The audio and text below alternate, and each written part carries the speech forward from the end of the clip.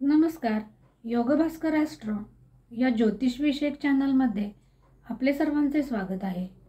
आज आपण विलंबाने विवाह या समस्येविषयीची ज्योतिषीय दृष्टिकोनातून माहिती जाणून घेणार आहोत. ज्योतिष्य हे स्थल, काल आणि परिस्थिती सापेक्ष असते. सध्याच्या काळामध्ये विवाहाचे वय हे वाढलेले दिसून येते आणि काही अंशी हे बरोबर देखील आहे, कारण सध्या मुले आणि मुली हे दोघेही स्वतःच्या करिअरला अग्रक्रमाने प्राधान्य देताना दिसून येतात. परंतु विवाहाची इच्छा आहे, आयुष्यामध्ये आर्थिक स्थैर्य देखील आलेले आहे आणि विवाहासाठी योग्य असे प्रयत्नही चालू आहेत आणि तरीही विवाह योग जर जुळून येत नसेल तर अशा परिस्थितीत मात्र ज्योतिषीय मार्गदर्शन घेणे हे गरजेचे ठरते.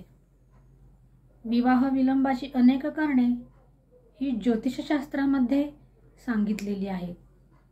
आज आपण त्यांचा थोडक्यात आढावा घेणार आहोत. तसेच आज एक महत्त्वाची अनाउन्समेंट देखील करणार आहे. त्यासाठी सर्व दर्शकांनी हा व्हिडिओ स्किप न करता पाहावा. जन्मलग्न कुंडलीत सप्तम स्थानाला दाम्पत्य सुखाचे स्थान मानलेले आहे. सप्तम स्थानावरूनच कुंडलीतील विवाहाचा विचार केला जातो. तर कुंडलीमध्ये गुरु हा ग्रह विवाहाचा कारक ग्रह आहे आणि शुक्र हा ग्रह दाम्पत्य सुखाचा कारक ग्रह आहे. ऐश्वर्य, संपन्नता, सुखोपभोग आणि सौंदर्य या सर्वांचा विचार पत्रिकेमध्ये शुक्र ग्रहावरूनच केला जातो. सप्तम स्थान जर काही कारणाने बाधित झाले असेल तर अशा वेळी विवाहातील अडचणींना सामोरे जावे लागते. विवाह विलंबाची काही ज्योतिषीय सूत्रे आज आपण अभ्यासणार आहोत.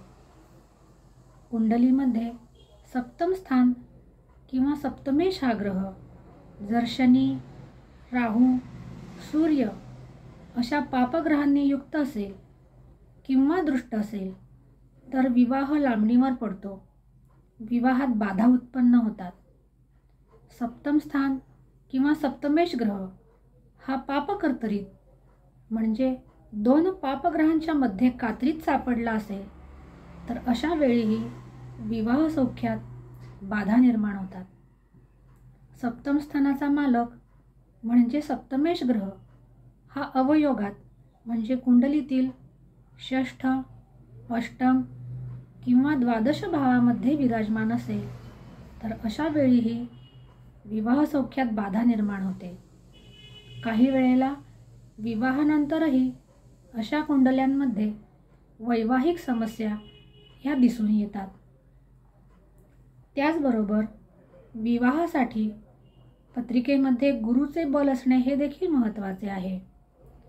विवाहादी सर्व शुभ कार्यांचा ग्रह हा गुरुच आहे.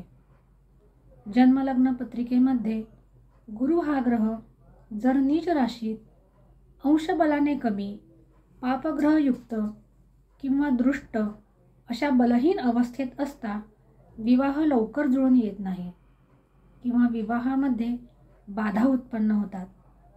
मुलींच्या पत्रिकेमध्ये गुरुग्रह हा पतिकारक ग्रह मानला आहे, म्हणून मुलींच्या पत्रिकेमध्ये गुरु शुभ अवस्थेत असणे म्हणजे अनुकूल असणे हे अत्यंत महत्त्वाचे आहे. तर पुरुषांच्या कुंडलीमध्ये दाम्पत्य सुखाचा कारक हा शुक्र आहे. असा शुक्र ग्रह नीच राशीत, पापग्रहांनी युक्त, दृष्ट किंवा पापकर्तरीत असेल तर अशांना वैवाहिक सुखामध्ये बाधा उत्पन्न होण्याची शक्यता ही अधिक असते. सुखी दाम्पत्य जीवनासाठी पुरुषांच्या पत्रिकेमध्ये शुक्र आणि चंद्र हे ग्रह अनुकूल असावे लागतात.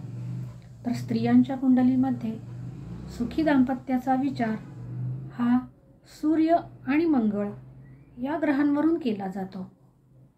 कुंडलीमध्ये मंगळाचा विचार हा वधू आणि वरांच्या वृत्ती आणि स्वभावावर प्रकाश टाकतो. वधू आणि वर दोघांनाही जर मंगळ असेल तर मंगळ दोष मानत नाहीत आणि वधू आणि वर दोघांच्याही पत्रिकेत मंगळ नसेल तरीही मंगळ दोषाचा विचार करू नये. परंतु वधू आणि वरापैकी एकाच्या पत्रिकेमध्ये मंगळ दोष आहे आणि एकाच्या पत्रिकेत मंगळ दोष नाही, अशी परिस्थिती उद्भवल्यास मात्र त्यासाठी ज्याच्या पत्रिकेमध्ये मंगळ दोष नाही अशा पत्रिकेमध्ये मंगळाला प्रतिकार करणारी स्थिती जर असेल तर असा विवाह जमवता येऊ शकतो. तसेच ज्याच्या पत्रिकेमध्ये मंगळ आहे अशांच्या पत्रिकेमध्ये सप्तम स्थान, सप्तमेश ग्रह आणि मंगळ याच्यावर जर शुभग्रहाची दृष्टी असेल तर विवाह जमवता येऊ शकतो. परंतु हे करत असताना ज्योतिषाचा सल्ला मात्र आवश्यक आहे. त्यासाठी तज्ज्ञ ज्योतिषाचा सल्ला हा अतिशय महत्त्वाची भूमिका बजावतो. काही वेळेला कुंडलीमध्ये पितृदोषही असतो. पितृदोषाची पत्रिकेमध्ये विवाहादी शुभकार्यामध्ये अडथळे किंवा अपयश येऊ शकते. त्यासाठी पितृदोषावरील उपाययोजना करणे हे गरजेचे ठरते. तसेच विवाह लवकर जमण्यासाठी करण्याच्या ज्या उपासना आहेत त्या उपासना देखील कुंडलीतील ग्रहबळ पाहून आणि ग्रहमान पाहून ठरवाव्या लागतात. त्यामुळे त्याचे योग्य असे फळ मिळण्यास निश्चित मदत होते. तसेच विवाहासाठी विवाह जमवताना वधू आणि वरांना दोघांनाही गोचरीने गुरु हा अनुकूल असणे फार महत्त्वाचे असते. गुरु आणि शुक्राचे गोचरीने भ्रमण जर अनुकूल असेल म्हणजे गुरु आणि शुक्राच्या दृष्ट्या ह्या सप्तम स्थान, सप्तमेश ग्रह यावर जर पडत असतील तर हा कालावधी देखील विवाह जुळून येण्यासाठी अनुकूल असा कालखंड मानला जातो. तसेच कारक ग्रहांच्या महादशा शुक्र आणि गुरु अशा शुभ ग्रहांच्या महादशा जर सुरू असतील तर अशा वेळेही ही स्थिती विवाह जमून येण्यासाठी सहाय्यभूत ठरू शकते. तर अकारक ग्रहांच्या दशा किंवा शनी आणि राहू अशा पापग्रहांच्या महादशा जर सुरू असतील तर ही स्थिती विवाह जुळून येण्यास आणि वैवाहिक सौख्यास निश्चित बाधक ठरते. तसेच विवाहाचा विचार करताना नवमांश कुंडलीचा विचार देखील अतिशय महत्त्वाचा आहे. मूळ पत्रिकेमधील सप्तमेश ग्रह, गुरु अथवा शुक्र हे ग्रह नवमांश कुंडलीत जर काही कारणाने बाधित झाले असतील तर अशा वेळीही वैवाहिक सौख्यात बाधा येऊ शकते किंवा विवाह हा विलंबाने होऊ शकतो. आज आपण विवाहातील समस्या याविषयीची ज्योतिषीय माहिती जाणून घेतली. कमीत कमी वेळेमध्ये अचूक आणि विश्वसनीय ज्योतिषीय माहितीसाठी चॅनलला लाईक आणि सबस्क्राईब नक्की करा. ज्यायोगे तुम्हाला या विषयांच्या नोटिफिकेशन्स ह्या सर्वात आधी मिळतील. तसेच ज्यांचे विवाह जमत नाहीत किंवा ज्यांना वैवाहिक समस्या आहेत अशा दर्शकांनी आपल्या समस्या आणि त्यांचे बर्थ डिटेल्स हे कमेंट बॉक्समध्ये टाकावे.